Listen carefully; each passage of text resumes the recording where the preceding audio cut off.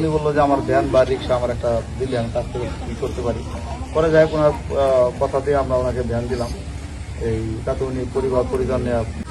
আমি মনে করি তাদের এই দান ভবিষ্যতে এলাকার জন্য উজ্জ্বল দৃষ্টান্ত প্রস্তাবন করবে এবং এ দান ভবিষ্যতে যাতে অব্যাহত থাকে সেই সাফল্য কামনা করি এবং বহু টাকার যে মাত্রা কামনা করি আল্লাহ যেন তাকে জান্নাতুল ফিরদৌস দান করে। আমিন। আজকে যে মানুষটিকে এই ভ্যানটি উপহার দিচ্ছেন আমাদের গফরবংশী ফাউন্ডেশনের পক্ষ থেকে, ভাই আপনার নাম কি? আমার নাম শেখ জহুর। জহুর, কোথায় বাড়ি আপনার? দক্ষিণ সুলতানপুর। দক্ষিণ সুলতানপুর। তো এই যে গফরবংশী ফাউন্ডেশন থেকে আশরাফ ভাইয়েরা এবং শাহাদাত ভাই এই ভ্যানটি আপনাকে দিলেন, তাতে আপনার কিরকম উপকার হবে? অনেক মানে বলার বাইরে আছে, অনেক উপকার হয়েছে, অনেক উপকার। এতদিন কি ভাড়া চালাইছে?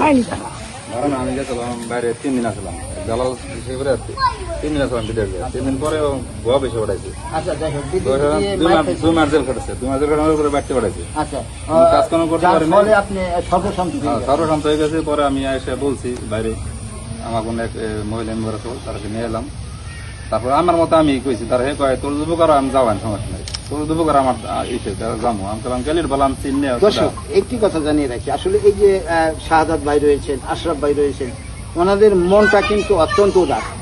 কেউ যদি এরকম বিপদে পড়ে থাকে আর যদি তাদের কাছে সংবাদ পৌঁছায় তাহলে তাদের পাশে তারা দাঁড়িয়ে থাকেন। আমরা অতীতেও দেখেছি, আজকেও দেখছি। তাই এই ভাইটি আসলে বলছিলেন উনি অনেক কষ্ট করে ধার দেনা করে বিদেশে গিয়েছিলেন, সেখানে দালালের পাল্লায় পড়ে উনি মার খেয়ে সর্বশান্ত হয়ে পড়েন এবং আসলে চোখে মুখে কিছুই দেখছিলেন না, কীভাবে সন্তানের নিয়ে পরিবার নিয়ে উনি বাজারে দাঁড়িয়ে থাকেন। আপনারা নিশ্চয়ই লক্ষ্য করেছেন। আমাদের এখানে উপস্থিত আছেন এই অঞ্চলেরই নির্বাচিত প্রতিনিধি, অর্থাৎ এখানকার যিনি ইউপি সদস্য। এরই মধ্যে ওনাদের যারা কমিটি রয়েছেন, ওনাদের যারা মুরব্বী রয়েছেন, তাদের নিয়ে আলাপ আলোচনা করে বিবেক বিবেচনা করে যেগুলো সম্ভব হয় ওনারা